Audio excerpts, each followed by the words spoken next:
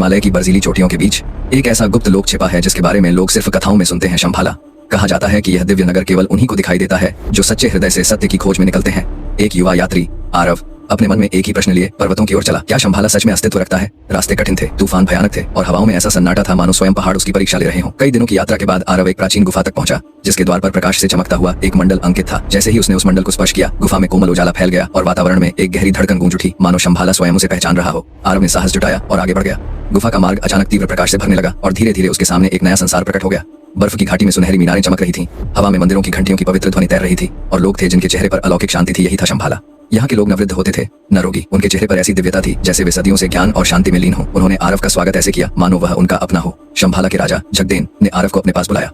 उनकी आंखों में ऐसी गहराई थी मानो वे उसके जीवन के हर रहस्य को पढ़ सकते हो। जगदेन मुस्कुराए और बोले, शंभाला कोई स्थान नहीं है आरव, यह तुम्हारे भीतर का लोक है।